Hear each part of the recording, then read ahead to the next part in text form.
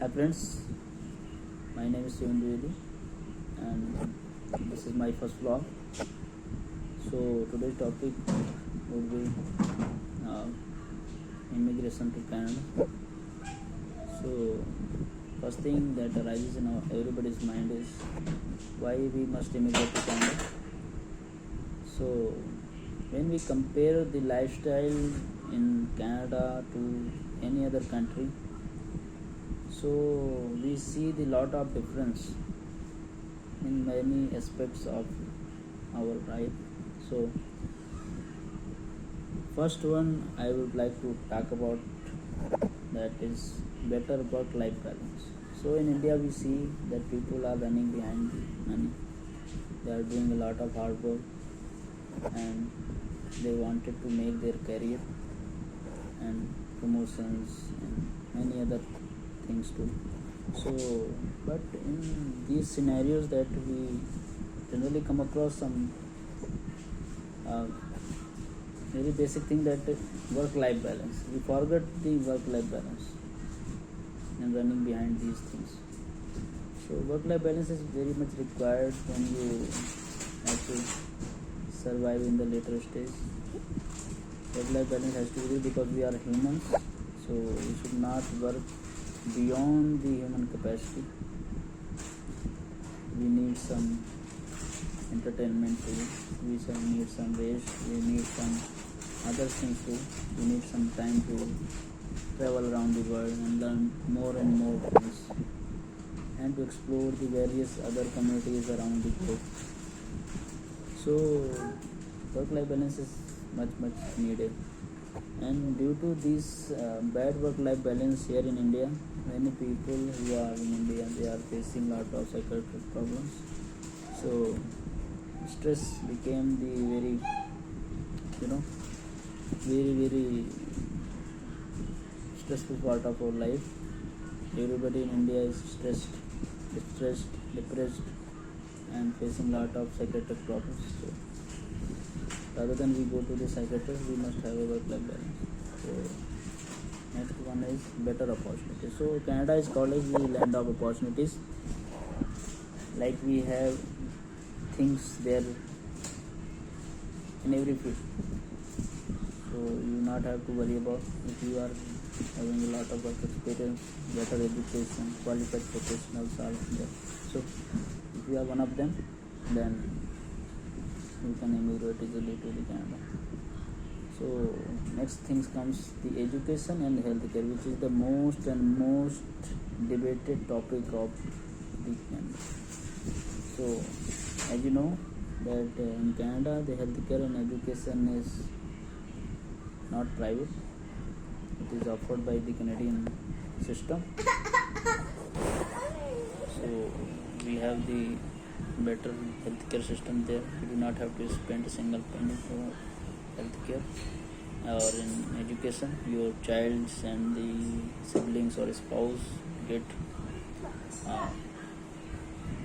education for free to 18 years of age, and after that also they are doing some qualified diploma or degree or anything, they would absolutely will be very cheaper compared to the international student if you are a Canadian citizen or a permanent resident of Canada. So next thing comes under this topic, that is land of tolerance and land of immigration. So as you know, in North America was under the control of the Britishers. So Britishers migrated from the England to the Netherlands, and from the Netherlands they migrated to Northern America, which is now divided into many other countries, specifically the United States and the Canada. So in the United States and the Canada, we have the much more prosperous life, and we see the huge development have been done there. So these are the reasons why we have to migrate to Canada. So the next thing that comes on in our mind is how we will be immigrating to the Canada. There are many pathways to the Canada. So first pathway is the study visa. So study visa for them who want to study in Canada and excel their career. So once again, if you want to study in Canada, you need some language ability. You have to prove yourself that you are having sufficient knowledge of English, which is the first language of Canada, and the second language is French. And one of the provinces is Quebec, in which the French is the official language, and majority of the people speak French. Everything is in French there. So next thing comes, if you want to go in Canada on a study visa for study or any other purpose, so you have to do first the IELTS exam. You need 8.7 golden score if you can. If not, at least you need CLV 5, which is very normal. Everybody gets that score easily. And yes, you can immigrate to the Canada. You have to select the college and you have to get the acceptance letter there from them. So in Canada there is a system. If you do a degree or diploma of 1 year, which is not approximately 1 year, it is just normally it is of 8 months. If you complete that 8 months diploma, it is considered as 1 year diploma or degree, whatever. So if you complete 1 year of diploma or any kind of degree from Canada, then you will get the 1 year work experience as well, because being a student you can work 20 hours a week there. So 1 year of work experience, plus the most important is the post-study work permit. If you do the 1 year of study there in Canada, then you will get 1 year of post-study work permit. So if you are doing the 2-year degree, which includes the 4 semesters, if you have the co-op 2, then also, or if you do not have the co-op program within your degree, then also you will get 2 to 3 years of work permit. Normally, generally I see that there are people are getting 3 years of work permit option. So 2 years of study plus 3 years of work permit will become the 5 years of Canadian experience, which is long. You will easily get to appear there, so you do not have to worry about anything. So it is the very safe and secure pathway to the Canadian PR or immigration. Second thing comes as work permit. Can we go to Canada and work permit? So as per my knowledge, in the Canadian system do not have any kind of work permit in this regard. You can get the work permit, but it is very complicated process. I don't think that people are immigrating on work permit very easily, because it needs various other pathways. So if you want to get a work permit, I will give you some answer to that. If you need work permit, you need an LMIA process. LMIA is a labor market impact assessment. Labor market impact assessment is a declaration by the government of Canada that if any employer in Canada has to hire any foreign worker, then they want to secure one thing, that it will not hamper the labor market in Canada. It means you have to prove, employer has to prove that he has made sufficient efforts to hire a Canadian or a permanent resident within the Canada for that post through various media like print media or whatever, LinkedIn and various things, and he has not got any suitable worker for that particular post or within that skill set professional. So then they can hire a foreign professional from other country. But it is very complicated. I will not say complicated, but it is some costly measure. I can say it is very costly LMIA, because normally people are not doing in the same manner that the government want. Normally people ask for the bribe to get an LMIA for anybody. So it is very costly process. But if you had that much of money, then it's okay. You can go ahead with that. And next thing that comes is the working holiday. So you know that Canadian government has an agreement with some countries in which they offer 2 years of working holiday. So if you are a Portuguese citizen, if you are a European Union citizen, you get 2 years of working holiday. It means you would get that 2 years of work permit to work there and travel to support your travel expenses. So this is the third method to get there. And fourth one, which is PR. So you can directly get PR from India or any Pakistan, Bangladesh, or whatever country you are residing in. So you can get directly PR from Canada, being in India, Pakistan, Bangladesh, or whatever country you are in. So for that you have two options. So one is the federal interest scheme, and the second one is your PNP program. Federal interest scheme covers the federal program. Again, it is based on the CRS system. CRS stands for Comprehensive Ranking System. Comprehensive Ranking System enables the Canadian government to invite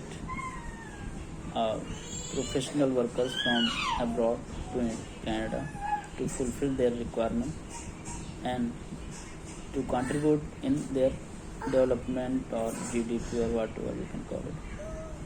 So it is completely based on point-based system. So you need to have good score in CRS table. So next thing comes how the CRS points are calculated. So CRS points are calculated on various factors, like we have the age factor, and then we have the education factor, then we have the spousal factor, then we have the LMIA offer factor, then we have the job offer, then we have the Canadian experience factor, then we have the foreign work experience factor, and so on. So there are many other factors too. So if you calculate all these factors points, you need at least more than 420, 430, 450 score, like that. If you score that much, then it's easy to immigrate to Canada, because normally draws are between more than 40, 420 to 470 or 480. If your CRS score is not more than that criteria, then you have another option for getting a PR, directly being in India or any other country outside Canada. So that process called PNP program, Provincial Nominee Program. So what this program is all about is, this program allows the provincial governments, that we have the many Canadian states or union territories like Manitoba, Saskatchewan, New Brunswick, Prince Edward Island, and the Northwest Territories, Yukon, Ontario. There are various other states too. So what the state government is doing is, they are offering invitation to the different professionals, or the professional who can support, who have the lot of work experience and the language ability too. They hire them, or they invite them to apply through the PNP program. If you are nominated under any of the provincial nominee program, then you get 600 score for the nominees. Once you are nominated by any of the provinces of the Canada, then your score will be added with 600 more points into the CRS score, because nomination from any of the provincial government is also one factor in under the CRS score. So if suppose your score is 420 and you got any of the nomination from any of the state in Canada, so your score would be 1020, which is more compared to the draw or merit score, which is approximately 480, maximum 520. So you are easy to go. So these are the 4 ways by which you can apply. So next thing is how we have to do all these things. So I once again want to explain some things into the CRS score or how it is being calculated. So once you have the age factor. If your age is less than 30 and within the 30 to 35, then you are getting the more scores. Less than that, you are getting a score, but not that much. In the same way, if you are more than 35 or 40, you are not getting that much of a score. Second thing comes to how if you have done any degree or educational diploma in outside Canada, so how will you be able to apply through these programs or not? So answer is yes, you can apply through that, but you have to go through a process called WES, which is like WES is an organization which compares your Indian or any foreign degree outside Canada with the Canadian credential or equivalency system, by which they provide you a certification or a certificate of approval that this Indian or any foreign degree is equivalent to this level of Canadian degree. So once you have done this, you have to do IELTS or the language ability test. Once you have done the IELTS and go through the WES, then you have to calculate your score. If your score is more than 420 or 450, then you have to apply through the fraternity program, for which you have to create a fraternity profile in Canadian IRCC website, and then you have to apply through that. If your score is less than that, then you have to apply through the various PNP programs. Like we are having many other potential programs. Right now, one is more proficient or well-known program is there, which is I think very easily you can get that PR through this program, that is called Rural and Northern Immigration Pilot Program. In this program, there are certain remote communities which are not that much of streamlined to the Canadian citizens, who are living inside the various big cities inside the Canada. So what they are doing, they are lacking of workers in the remote areas, so it is degrading their economic system. So what the community has tied up with the Canadian government that they need the foreign workers there, so they are recruiting the foreign skilled professionals of various fields inside these communities, but they want some declaration that you will reside there only, but it is just for the until unless you are not getting any PR. Once you got your PR, so you can immigrate to any other states too. It is not a restriction once you got the PR. So If after the PR, if you want to immigrate to some another state, you can go. But if you want to return there only, then you can be there only. So there is no problem about this. So this is all about immigration to Canada. So if you have any doubts, you can comment on it. If you like this video, then you can like, share and subscribe to this channel. This is my first video, so I will be making videos on various other topics too, regarding immigration to various foreign countries, including Canada, Portugal and any other countries. So do subscribe this channel and share this and like it. Thank you.